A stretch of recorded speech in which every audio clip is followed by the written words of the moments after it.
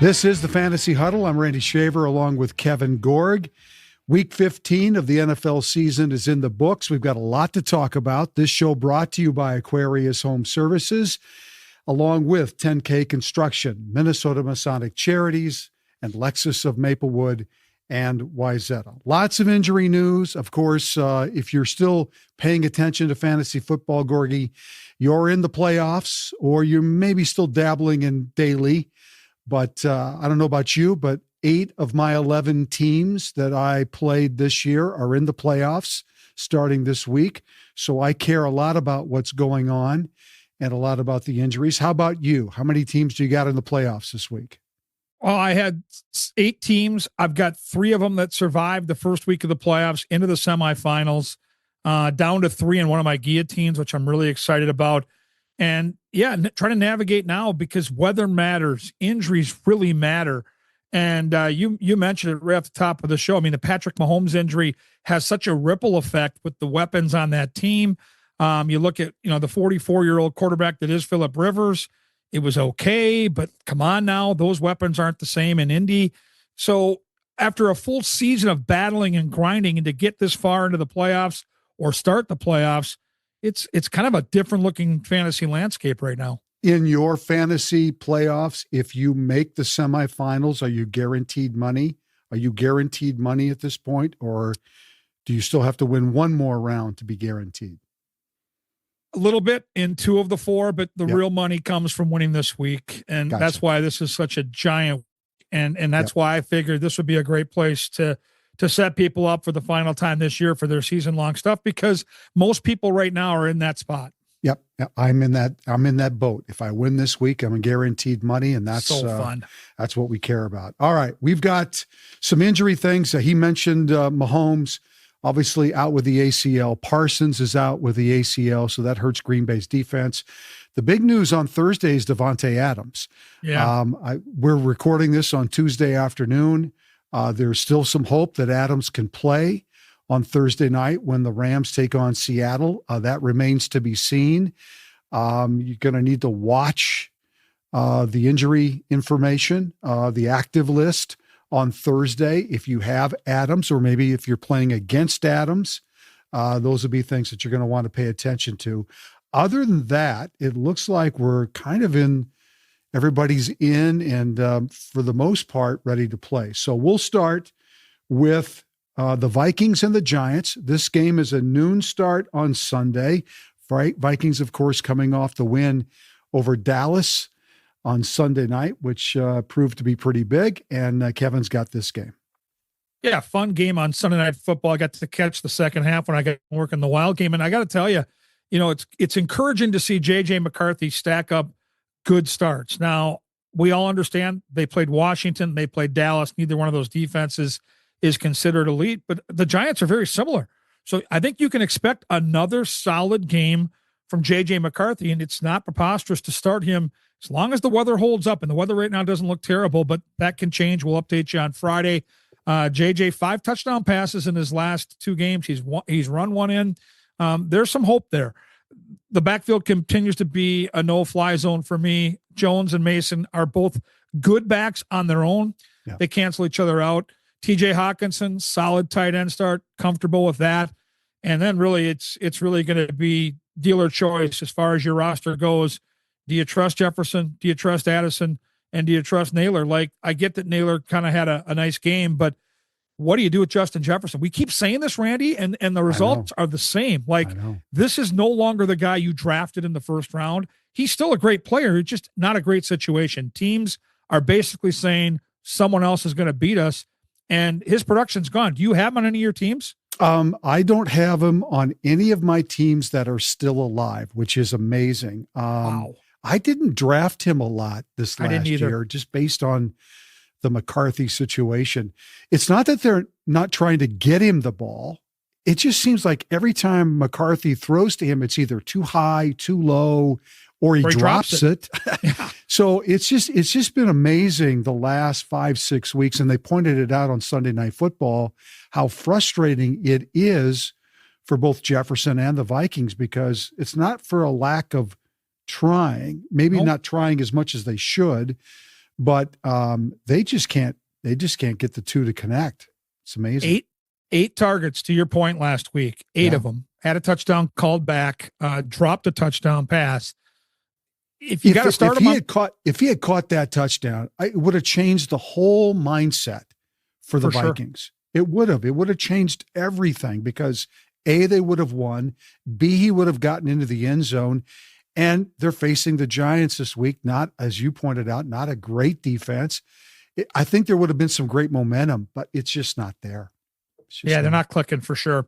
On the Giants side, Jackson Dart, I think you can start him with confidence. Yep. He'll get you some rushing yards, maybe even a rushing touchdown along with whatever he does through the air. Tyrone Tracy Jr. had a good game last week. Of the backs, he'd be the guy I'd go with. I don't love him, but he's a guy that you can start. He's getting some volume. He is. He is, and he had a real nice run on the touchdown that he scored. Theo Johnson is a quiet, under-the-radar tight end that is producing week in and week out. Don't be afraid of Theo Johnson. Wan'Dale Robinson seems to be the guy that Jackson Dart favors. So of the receivers, I like him. Slayton's a guy for a complete dart throw and daily. Over-under's 44.5. Vikings are 2.5 or 3-point favorite. I think there'll be points, and I think it'll be a good game. All right, let's move on to the Thursday night game, which is a monster game in the NFC, but in the NFC West in particular. The Rams at Seattle, both teams come in 11-3. The early line right now, 47.5. Seattle is a slight favorite at home. First of all, I'm sad this game's on the Thursday night slate. I would have loved if it was on the main slate for FanDuel on Sunday because there's so many great pieces in this game. Obviously, on the Rams side, Stafford for sure, Puka Nacua for sure. I think you can play Colby Parkinson, and yes, if it's a dart throw if you're still alive in the playoffs and you picked him up, he's worth it. He's scored 3 touchdowns in the last 2 weeks. I think he's worth a look, especially if Adams doesn't play. 100%, because Adams was a red zone target. So now you got a big tight end. Yeah. If they're going to double or triple Nacua, I think that's a really good take. And here's my take on the Rams. I've picked up Corum like weeks ago, 5 weeks ago, in a bunch of leagues, including teams I'm in the playoffs in. I was afraid to play him. It just didn't feel like I got to now. You have to. They're splitting the backs. They're giving him opportunities in the red zone. He's taking advantage of all the opportunities he's getting. And, they're trying to save Williams a little bit for when the postseason starts. So I'm going to play Corum in a few of my playoff contending teams this week, just because I don't want to be that guy that goes, well, I'll hold off one more week and then he has another game and I lose. What would be the point of that? So, but Kyron Williams and Corum, you can play them all, even though Seattle's defense is really good. I mean, Vegas is saying 47.5. That's like 24-23, 24-20, something like that. So you got to play them. And the Rams defense, I think you can look at and play. Again, if you're playing the one-off, trying to figure out a captain in this game, good luck because there's a lot of choices for that. On the Seattle side, 6 field goals. It felt like Jerry Burns standing there defending Schnelker after the 7 field goals by the barefoot kicker. But you know what? They won, and that's all that matters in a very tough game against the Colts. I do have that Seattle kicker. I've kept him, Myers. I've kept him in a lot of teams, and I'm glad I did. Yeah. Darnold and JSN feels like they got back a little bit again this week, 7 catches, 113 yards.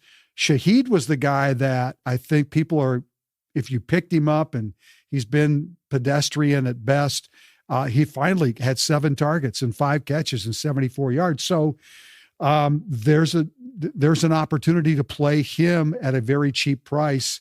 The running game is miserable in Seattle. I'm not going to touch it. Not even in this game. You can't trust anybody there right now. I like the Rams to win this game. I like the Rams to win 24-20, something like that. But you can certainly play pieces on all sides. And if you have these guys in season long and you're sitting here in the playoffs, you have to play them. The numbers too high, the opportunity, and these teams are going to go after each other. there's going to be points put up in this game, even though there's good defenses on both sides. So, yeah, play them all if you got them.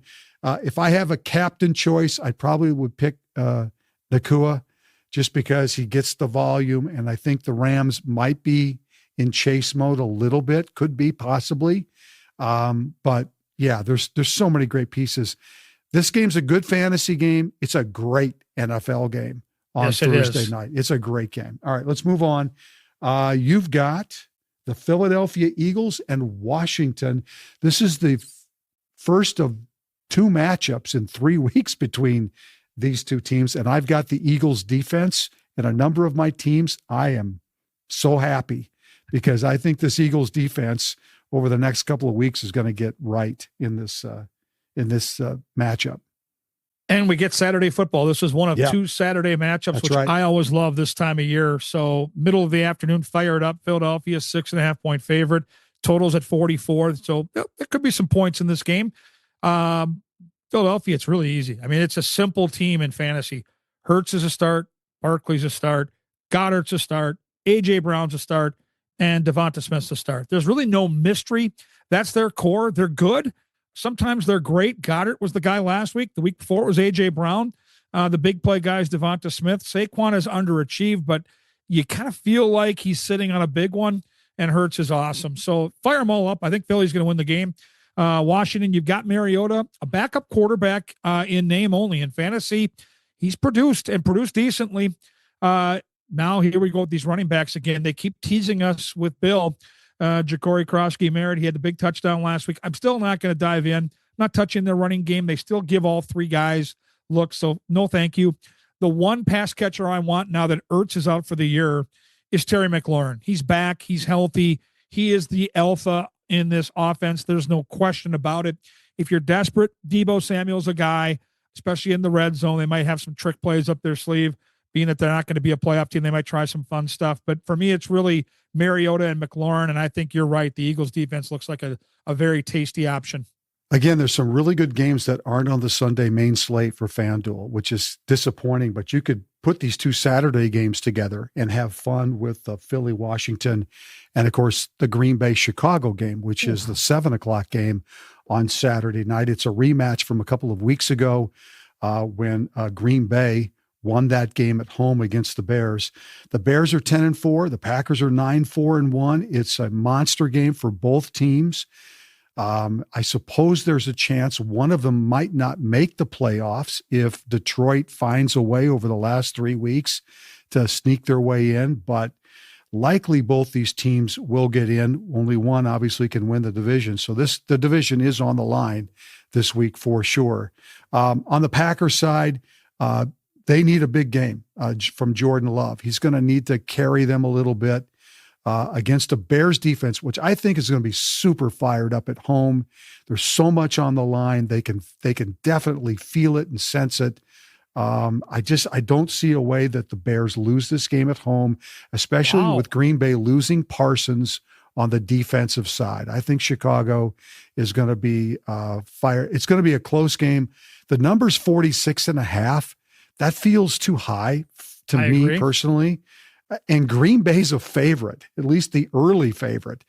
To me, this is a pick'em game, especially with Parsons now no longer part of the picture on their defensive side. Obviously, Jacobs is the best player on Green Bay's side. He's the best player to play. Should get a lot of volume against the Bears, both in the pass game and running the football. The receivers are just a mess. Watson's out now. I mean, it's a mess. There's just really nothing there to play or to trust. So the Green Bay side to me is pretty easy. The Bears side, they pounded Cleveland last week in a game that they needed to do that. They won 31-3. Caleb Williams had some wild throws, but he had some, the wild throw touchdown pass to DJ Moore was incredible on the run, rolling right and throwing across his body. DJ Moore finally had a big game, played really well in this game. Check Odunze's status. There is a possibility that he'll play. If not, I am all over DJ Moore, I guess, in this matchup because I think he's the one guy. Loveland is has become like a security blanket for Caleb Williams, which is awesome because I have Loveland in my whatever we're in together that Chicken dinner. You play till you die league, Oh, yes. yeah. So I'm excited about having him. The running game was strong against Cleveland. The Browns in the last 2 weeks have given up some yards. DeAndre Swift had a really nice game. So I like the Bears. I think the Bears win this game at home. I look for them to play really well. They lost 28-21 the last time they played Green Bay in a very close football game. To me, I'm going to stack some of the Bears. I like the Eagles players better if I'm putting the two games together on a Saturday, FanDuel 2-game set. But I really do like the Bears to win this football game. Caleb Williams has thrown the fewest interceptions through 1,000-yard pass attempts in league history. Wow. Which is phenomenal numbers. So I like Caleb in this game a lot. So it's a good fantasy matchup. Wish it was on the main slate, but it's not. But it's a great football game. There's just so much between the Rams in Seattle and the Packers in Green Bay. The schedule makers got it absolutely perfect this weekend to watch NFC Championship football. Let's move on to the Sunday main slate. Buffalo is at Cleveland. Kevin's got that. Yeah, not a great football game, but maybe you can find some fantasy love here. Totals 42.5. Weather always an issue this time of year in Cleveland. The Bills are a double-digit favorite. They're favored by 10. Game they have to win. Clearly, they're sitting at 10-4. They're right in the hunt there. Josh Allen, it's a no-brainer. Phenomenal. He's so good. I mean, this defense from Cleveland is terrific, but Josh, even if he's on the run all day, he's going to get you 20 to 30 fantasy points every single week. James Cook is a stud, but this is a really tough matchup. So he'll be tested. Last week, 22 carries, over 100 yards, couple touchdowns. He is really putting together a nice season. In the passing game, you've now got two tight ends. Kincaid and Knox are both great if they're on their own. But now, again, they cancel each other out. I don't like the situation. The one pass catcher I might use would be Khalil Shakir. If I play any main slates, they want to use Josh Allen, he'd be the guy I would link up and try to attack that way. On the Cleveland side, you're not starting Shadir Sanders. I know Buffalo's defense is bad. I know he had one really good game, but no, you're not starting him. You're not using him. There's other options. I love Judkins. Judkins had a bad week last week at Chicago. This Buffalo defense can be had on the ground. So the 12 for 21 last week is ugly. I expect closer to 20 or 25 carries. I expect 100 yards for Judkins. I think you can start him. And Fannin is the guy. I mean, he is the one pass catcher you want. I love that smile on your face. He's evolved, part of it because my guy Njoku cannot stay healthy. He's a fossil, and I don't want to talk about it. Jerry Jeudy is a dart throw for big plays, but you're not going to start him because you're not starting the quarterback. So very limited options here. Buffalo's going to win the game. I don't know that it's going to go over the 42.5. I just worry about cold weather and in a game really being played on the ground. So I don't think it's a great fantasy game. Yeah, I think Cook is like the play for me because I think they're going to be up and I think they're going to run the ball. And Cleveland has been susceptible the last couple of weeks to running the football. Yeah, crazy. Chargers at Dallas. Huge game for the Chargers. Coming off their wins and beating Kansas City and eliminating the Chiefs. And for Dallas, they have like a 1% chance, to make it now that they lost to the Vikings, which really is no chance. 48.5 is the number. The Cowboys were the early favorite. That could change. I just don't. Makes no sense. I just don't see how that is, but there's a lot of very close lines this week. I know you had a blowout line in the Buffalo Cleveland game, but there's a lot of really close lines this week, and this is one of them. Chargers side, the running game, Vidal outsnapped Hampton, but Hampton had a few more carries on the ground. So it's muddled for the Chargers if you're looking at the running game. They could have a decent day against Dallas, though, because Dallas has been basically eliminated. So we'll see what kind of energy they bring to a football game that actually, when the Eagles win on Saturday. Dallas Right. will be eliminated. So they probably won't be very excited to play in this football game. Herbert has not had a top 15 quarterback performance since week 9. So he's probably not a guy you want to look at for daily this week, just because they have not thrown the ball all that well. Keenan Allen has had monster target shares the last 4 weeks, hasn't really translated into big numbers or touchdowns. You could stack those two. Gatson finally had 10 fantasy points last week at tight end, but he's kind of lost in all of this. I do like the Chargers to win the game. I think there's a lot on the line for them. They have a lot to play for. I think that Harbaugh will have them up to play in this game. Their defense, I think, has a chance to do good things against the Dallas offense that likely, having been eliminated from the playoffs, will not have the edge that they probably would have if they were still alive in this game. On the Cowboys side, after losing to the Vikings, yeah, Dak, CD, Pickett. I feel bad if you're relying on those guys in your season-long playoffs, because the fact that they've been eliminated likely means this week they're not going to be up to 100% performing at the top, just because of the fact that they're not playing for something. But you certainly can start them. You can play them. I don't really like them this week in the daily stuff, but you certainly could look at that and play those guys. But they've been quiet. Lamb's been quiet. Pickens has been really quiet, seems disinterested.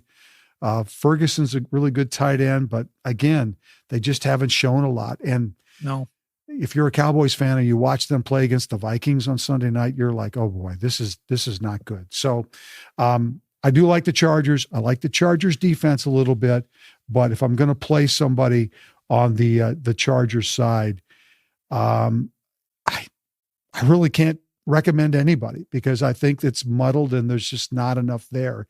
Even though Vegas says the number is high and it's going to be a close football game.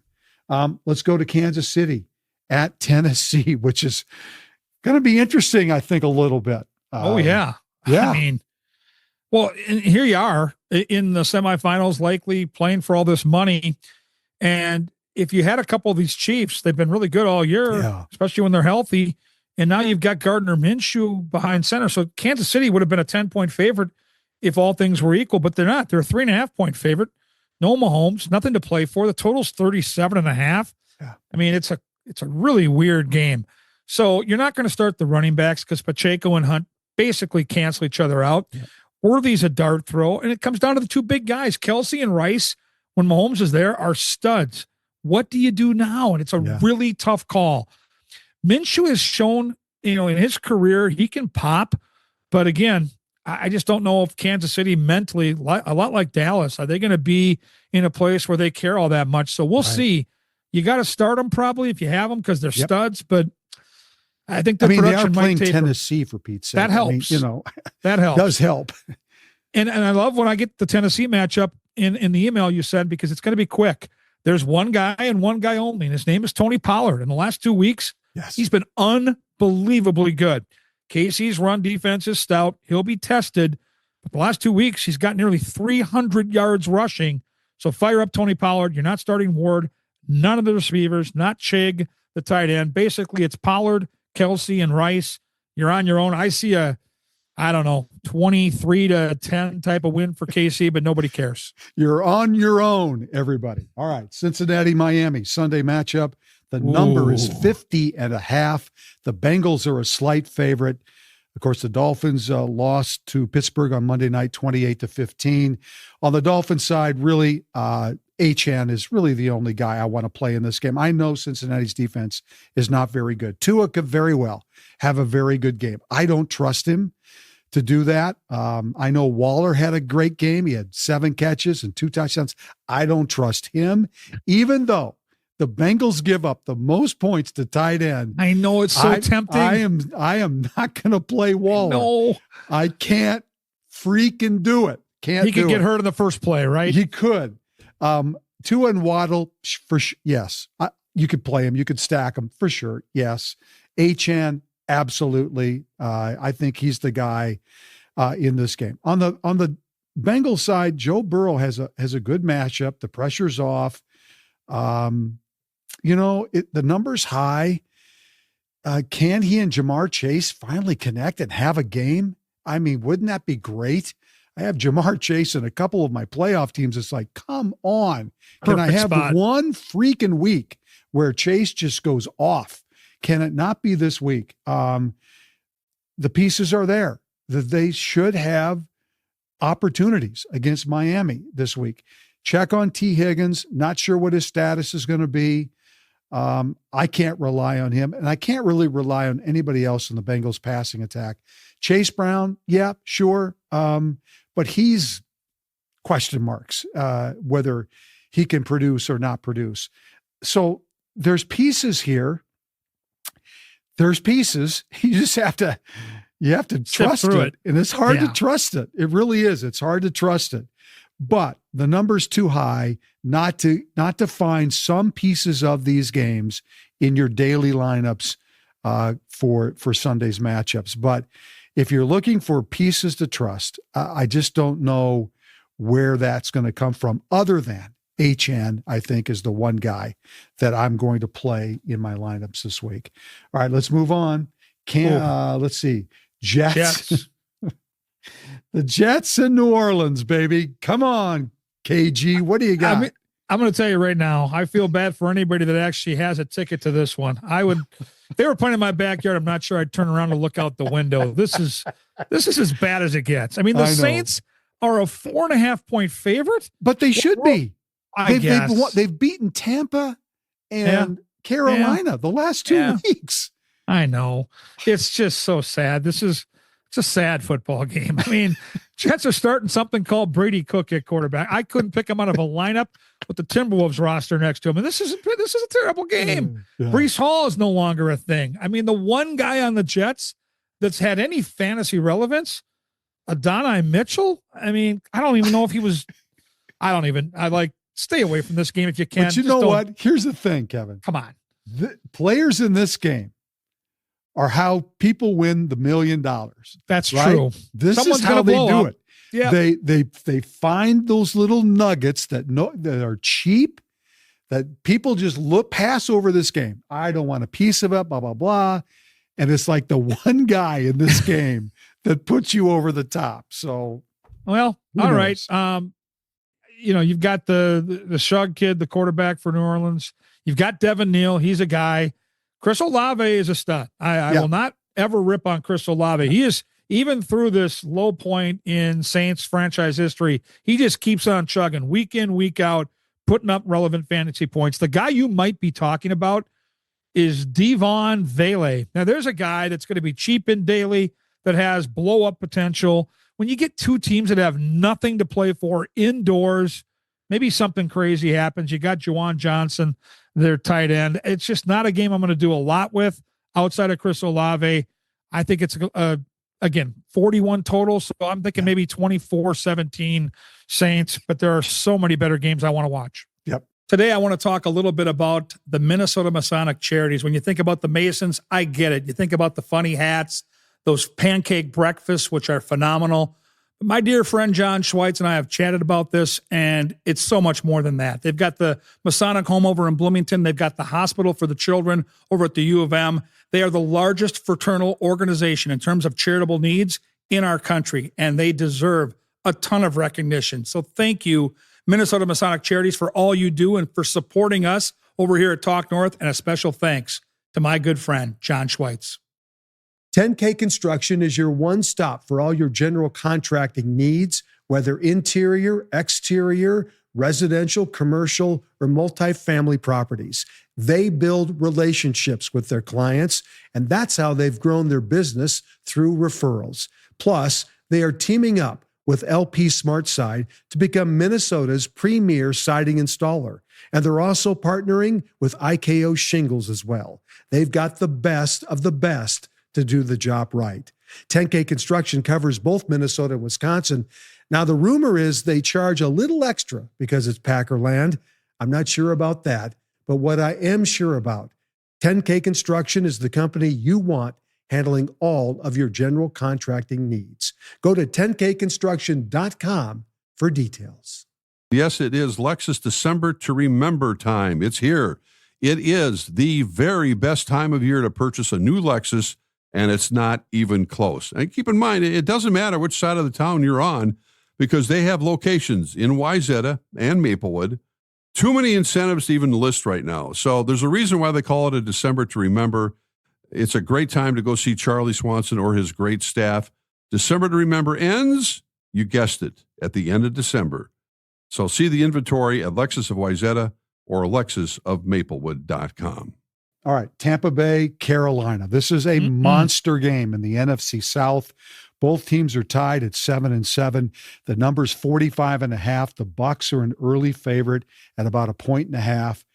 On the Bucs side, the route share at receiver Thursday night, Godwin 95% of routes run, which is he's coming because he's cheap this week in daily. Evans ran 70% of the routes, and Igbuka ran 63%, the lowest of the season. And you have to wonder, and we talked about this, I did, at the beginning of the season, that if those two guys had been healthy, what would have Igbuka really looked like this year? A third receiver, which is no different than Jalen Naylor. And he was in one of the leagues this week that I'm in, he was available on the waivers. I believe it. He was available. And I picked, which a month ago would have been preposterous, right? Yeah, it's crazy, just crazy. But anyway, with those two receivers healthy, Baker Mayfield, interesting. He's only had one 20-plus fantasy game since week 5. He has not been very productive. Tampa's offense has not been very productive. That could change now because Bucky Irving is healthy. He had 76% of the share at running back last week. I love the Bucs in this game. I think this is a game they could get well. And there's some cheap pieces to this game for daily that you should consider. But I could see stacking Mayfield with Godwin, who I think is like 5,800 on FanDuel this week, and Evans, and feel like I've got a chance to score some big points at Carolina. The Panthers' pass defense late in the game against the Saints in that loss was terrible, was awful. So there's a chance that those two guys could get well for the Bucs this week. On the Panthers side, Rico Dowdle kind of reestablished himself as the running back. We'll see how that goes this week. Ted McMillan, sure. Bryce Young, yeah. This game to me, I just kind of favor the Bucs in this game. I know Carolina is at home. I know they've won. They beat the Rams at home. They've got potential to do that, but they failed miserably last week, and Tampa's failed twice miserably now in the last couple of weeks. So it's an interesting game. I'm going to go with the team that's been there before, and that's Tampa, and that's Baker Mayfield. That's Mike Evans. That's Godwin this week. And so if I'm going to play guys in fantasy, I'm going to try and cheat myself on the Tampa side more than Carolina. Could come back to bite me. Carolina, maybe they'll surprise everybody like they did when they beat the Rams that one week, but I really think that Tampa is the team to look at. Jacksonville and Denver. This is a 3:05 start. What a great matchup this week. Huge implications in the AFC, and obviously Denver, my Broncos have the inside track to the 1 seed. Very exciting times in Denver right now. And how about on the Jacksonville side, their quarterback, 6 touchdowns last week for Trevor Lawrence, 5 through the air, 1 on the ground. Unbelievable week. Denver's defense is great, but you know what? Last week, Green Bay moved the football on them, and I don't think Jacksonville is that dissimilar to Green Bay. They've got weaponry. So I'm expecting points. The total's 45.5. I think they'll be more than 45.5. Denver, a small 3-point favorite. Trevor Lawrence for me is a start, and I love him in daily. I think he's a nice option. So is Travis Etienne. What a week for Travis last week, catching 3 touchdown passes. a running back that can get you a lot of different ways. Brian Thomas Jr., there's signs of life there. Disappointing year overall, but he's starting to get momentum late in the year. Jacoby Myers has been good for this offensive player. I know you talked about a couple weeks ago, Randy.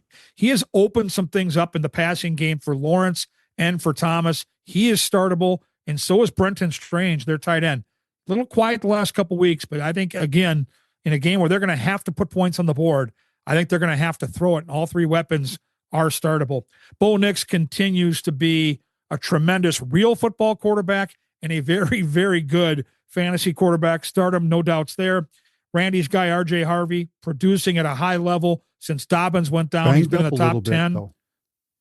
He's banged up a little bit. He is banged up a little bit, but I still think he's going to give it a go in a game of this magnitude. Cortland Sutton, a blow-up game last week. He continues to be the alpha in the passing game, so I like Cortland Sutton here. Troy Franklin quietly churning with some good fantasy production. No on the tight end. Evan Engram is more of a blocking guy. He's not a receiving guy. We're going to avoid that pitfall. I think it's a high-scoring game. I think whoever wins this game gets to 30, and so I think there are fantasy options galore. All right, let's go to Atlanta and Arizona. It's a 3:05 start, and this is my favorite game of the week. Wow. For fantasy. I love this game.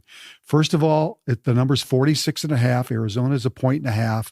I think this is going to be a shootout back and forth between two miserable football defenses. On the Falcons side, your guy, Kyle Pitts. How about him? 46.5 fantasy points on Thursday. Incredible. Damn it. I played against him in a game I had to have. I couldn't believe it. Just sat and watched this guy blow up. It was crazy. Without Drake London the last 4 weeks, he's had target shares of 25, 26, 35, and 29%. Good Lord, come on. I love Bijan Robinson this week in the matchup against the Cardinals. Houston rushed for 143 yards against the Cardinals last week with some guy named Jawar Jordan, who had 101. Are you kidding? What is Bijan going to do against these guys this week? I think Cousins and Pitts is a sneaky stack because Cousins really likes to throw to him. So, I mean, there's some pieces on the Falcons side. There's some discussion that Drake London might try to come back this week. If he does, that'd be great, but can't trust it, at least not at this point. On the Cardinals side, you got to start with Trey McBride. What a season this guy has had. The best. He goes up against the best defense in the league, maybe in Houston. 12 catches, 134 yards, 2 touchdowns, 97 yards after the catch in that game against the Texans. That is unbelievable. Here's another stat. Again, with Kyler Murray as his quarterback this year, he averaged 6 catches and 55 yards. With Brissett, 8 catches, 88 yards, and a touchdown is what he averaged this week. That's phenomenal. I mean, if you compare the numbers between McBride and Bowers, it's not even close. No. And yes, Bowers was hurt for part of the season. I get it, but man, not even close. So I love McBride this week. The problem in daily is he's expensive. He's like $8,200 on FanDuel, which is really hard to get to. Wilson caught a touchdown pass last week. He just keeps playing well. So I can see stacking Brissett and McBride, Brissett and Wilson if you can't get to McBride. I don't like anything in the running game. It's pathetic. Michael Carter, no thank you. Even against the Falcons, no thanks. The Cardinals defense is sneaky. There's just a lot of good plays this week. And I am going to be talking about this when we get to our PPR and our, I bet, and our fantasy, because I really do like this game. Las Vegas is at Houston, a 3:25 start. I think that's your game. Oh, is that my game? I'm sorry, Kev. You got Pittsburgh and Detroit. My favorite game. Yeah, this is the game I love. 49.5 total points. Detroit favored by 7. We just got to watch Pittsburgh on Monday Night Football, and Aaron Rodgers can still throw the ball. Yeah. I think and he was efficient too. He was good. He actually looked really good. And against Detroit, who's given up a ton of points through the air, you can fire up Rodgers in any spot with confidence. The running backs, it's two heads. It's Gainwell, it's Warren. Warren gets a little more of the snap share, but it's neither guy that I like. DK Metcalf, I love. He's the one guy I think you can trust in this offense, and he'll be the guy in my lineups where I use Rodgers as my quarterback, and there'll be a few this week. I'll link him to DK Metcalf. Again, 3 tight ends. Don't overthink it there. Just avoid the Pittsburgh tight ends. I look at Detroit kind of like I look at Philly. These are names, household names that we know and trust, and you just start them. There's going to be points in this game. I think Detroit's going to win. Goff is a start, no doubt. Gibbs is a stud, no doubt. Amon-Ra St. Brown, easy. And then Jamison Williams coming alive right now with the Laporta injury. He's been a nice secondary option. And the one question mark would be Montgomery. If they get ahead, I don't love him in fantasy. He's a really nice running back, but Gibbs gets so much of the work that I can't trust him either. So I've got Detroit winning a high-scoring game, 34-24 Detroit at least. I think there'll be points. All right. Last game on the main slate for FanDuel is the Vegas-Houston matchup. 325 in Houston. The number's 37.5. The Texans are almost 13-point favorites. On the Raiders side, there is absolutely nothing here. There is nothing. And think about this. The Raiders had 2 of the top 15 fantasy picks to start the season in Genty and Bowers. And that offense has been awful this year. Awful.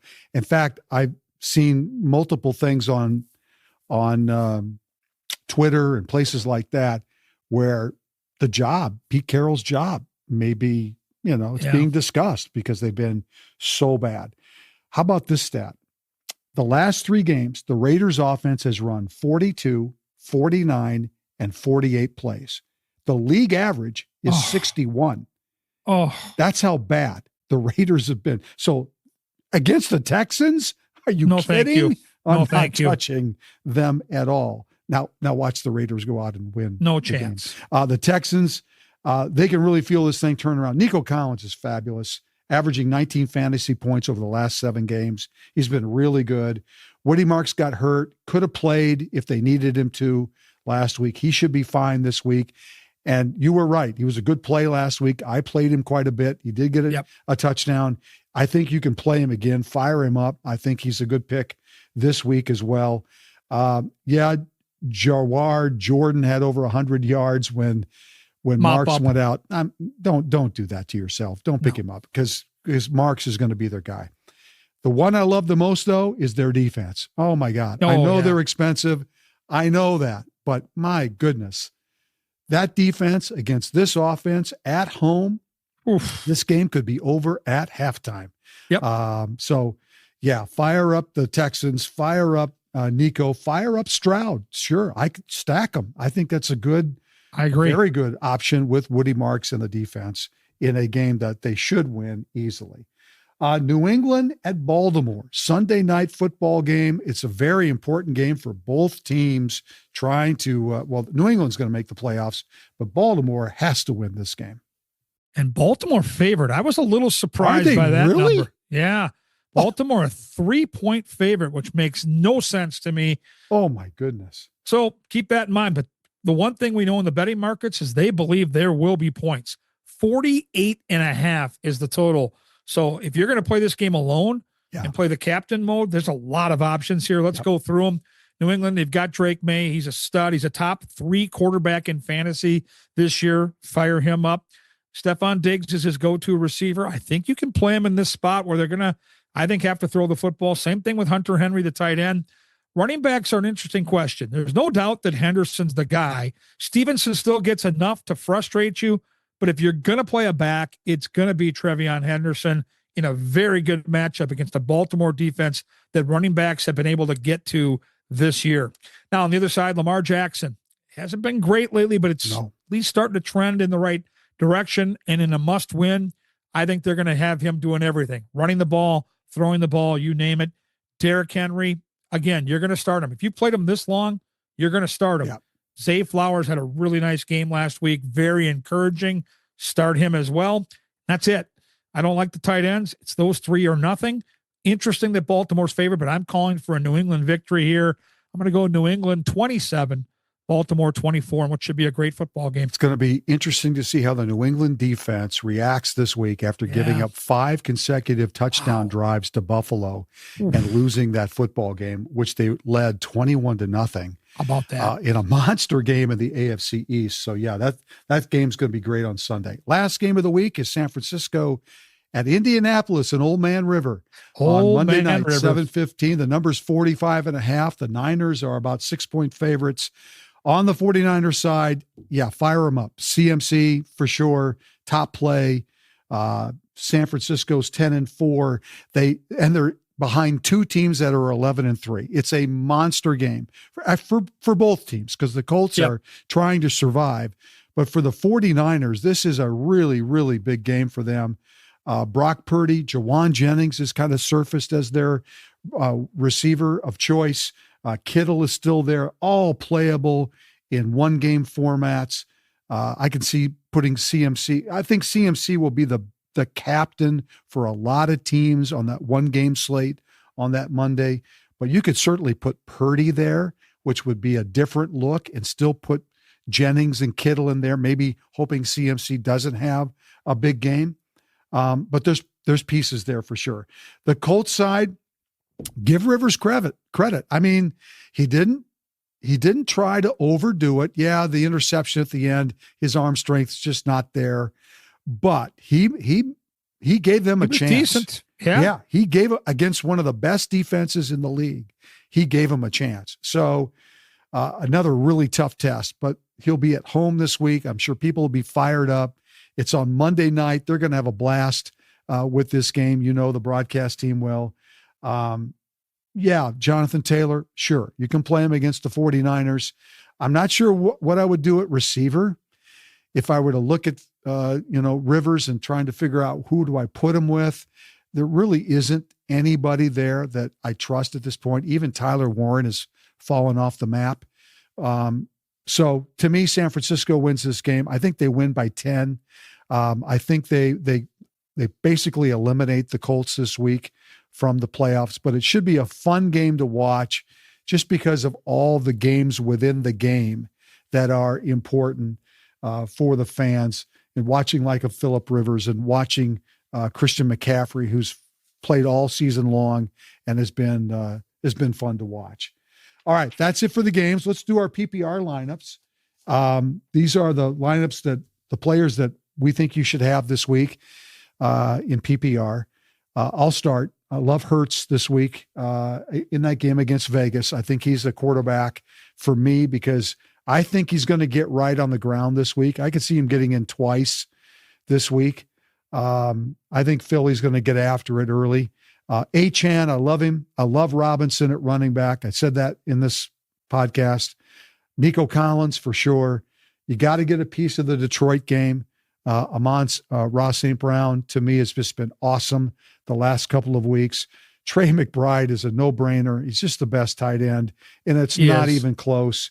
And I like JSN this week for Seattle because this is such a big game for them against the Rams. If they're going to be for real in the NFC West, and they are, I think he's got to step up and have a big game against Nakua, who's been obviously very good, had the great game last week, 180 yards receiving. It's going to be a fun matchup on Thursday night, but that's my PPR. Very easy to pick these guys: Hurts, Achane, Robinson, Collins, St. Brown, McBride, and JSN. I've got some similarities. These are players you're going to look to find and afford in PPR. I'll start with Matt Stafford. He is so good. He's so elite. Keep an eye on Devontae Adams. That is a big loss if he can't go. But Stafford's going to get you a crooked number almost every week in terms of touchdown passes. He's averaging around 3 per week. James Cook is one of my 2 running backs. There's going to be a lot of work for him this week against Cleveland. I think Buffalo plays from in front, as Randy talked about.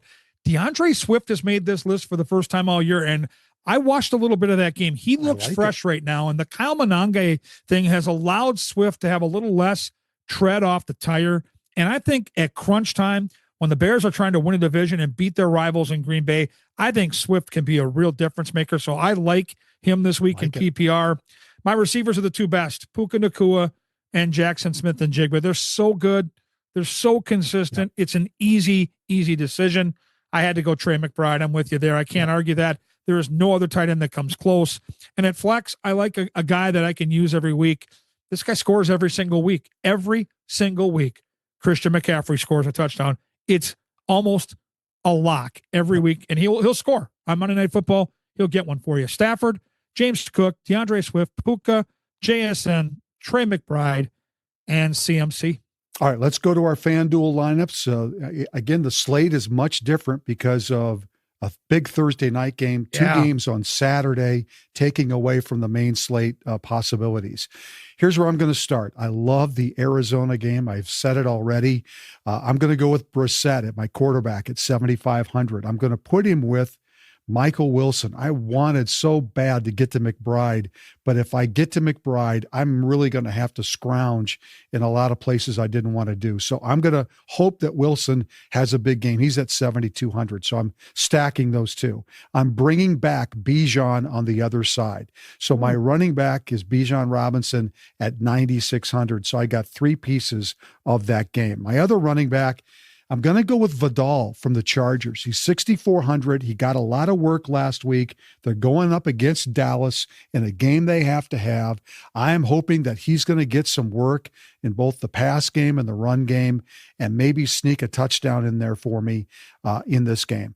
I'm going to go with Williams at receiver from Detroit. I want a piece of this Lions game against Pittsburgh, as Kevin talked about. He's only 6,700. And that gives me at least a piece. It's not the best piece, but it gets me a piece of that game. Godwin is my other receiver. He's at 5,800 in a game that Tampa Bay has to have. Like I said earlier, he's getting a lot of play now. He's healthy. He's playing. Certainly Mayfield knows where he is. So I'm going to take a chance that's my cheap play there at receiver. My tight end is Pitts. Yeah, I love this game. I'm bringing Pitts back in that Arizona game. Come on, Kirk Cousins, Kirk O'Chains. Yep. Do it one more time for me, baby. Bring Pitts home. He's my tight end. He's only 6,000 on FanDuel. My flex player is Dowdle because I'm bringing somebody back in that Carolina-Tampa game. Yeah. At 7,600. I'm hoping he's going to get a couple of opportunities in the goal line situation for Carolina in this game. And my defense, to be able to put those players in there, is Tennessee. They're the cheapest defense on the slate. They're going up against Kansas City and Gardner Minshew. Are you kidding me? Come on. So the Titans are my defense at 3,000. So my lineup: Brissett at quarterback, Bijan Robinson, Vidal for the Chargers, Jameson Williams, Michael Wilson, Godwin, Pitts is my tight end, Dowdle's my flex, and Tennessee is my defense. Very good. Very good. I'm going to spend a lot of money right off the hop, and it's going to get a little dicey when I get to my running backs, but I'm going Jared Goff. I think the Pittsburgh-Detroit game has the best opportunity to just blow up, and I want a lot of that game. So I've got Goff as my quarterback at 8,100, and I've got the expensive receiver, the guy that's hot right now, Amon-Ra St. Brown. He's 9,200. It hurts to spend that kind of money, but I believe that Amon's going to get 2 and go over 100. Makes it worthwhile. I need 4 touchdowns out of Goff to make this pay off, and we'll see how it plays out. I've got Cortland Sutton. I think he's a solid option at 6,600 for Denver against Jacksonville. I've got Jalen Waddle. I think this is a Waddle game against the Cincinnati secondary that is a funnel for go-to receivers, and Waddle was quiet on Monday Night Football. He won't be back on South Beach. My running backs, oh my God, I can't believe I'm going to use these two guys. Pollard of Tennessee for 5,900. Last 2 weeks, 20.7 and 31.1. Now, I'm going to ride the hot hand. You may be late to the party, but that's my fear with Kansas City in town. Yeah. And then I'm using Gainwell as a guy that can catch some passes in a high-scoring game. I said that last week. I love He's Gainwell. Sneaky here. So I've got Gainwell and Pollard. Gainwell's only 5,800. My tight end is Fannin. My theory is Buffalo's going to be winning. Cleveland's going to have to throw the football, and Fannin is the guy in the passing game at only 5,900. Gives me a good option at flex in Chase Brown. Again, Miami game, since he's going to have to score points, 7,200. I did the same thing you did. I got down to the defense. I'm like, well, what do I got left? Okay, I got Carolina. Baker Mayfield takes chances. Carolina at 3,900. So I've got Goff with Amon-Ra, with Sutton, with Waddle, with Pollard and Gainwell as my backs, Harold Fannin Jr. my tight end, Chase Brown my flex, and the Carolina Panthers maybe getting a pick 6 along the way. I love it that you brought back the player that you touted to start this podcast way back in August, Chase Brown. You bring him back I do. on the very last show in their very last position in the flex spot to get you through. Hey, it's been fun, Kev. I appreciate all the work and all the information. I love talking fantasy football with you. We started way back in August, and this is our last show for the season. It's been a lot of fun. I want to say thanks to Aquarius Home Services, to 10K Construction, Minnesota Masonic Charities, and Lexus of Maplewood and Wayzata. And I'll let you have the last word. Well, I want to thank everybody for watching. I got some fun texts throughout the year. Randy and I just love to play fantasy football. So that's why we enjoy talking it out. And we got to thank Alex Haugen, our producer. He helps us every single week do the show we need to do. So I had a great time, Randy. It is a blast to work with you. And I get kind of sad when we get close to Christmas because fantasy season's coming to an end. And I look forward to fantasy football every year so much. And so I'm a little bit melancholy that it's coming to an end. Well, here's how you take care of that. Win your leagues this week and take home some money. That's the bottom line this week. Yep. Hey, Good thanks call. to everybody for watching. We appreciate it very much. Good luck in the playoffs if you're so lucky to be in the playoffs, and enjoy the rest of the NFL season. Kev, down the road. Thanks, Randy.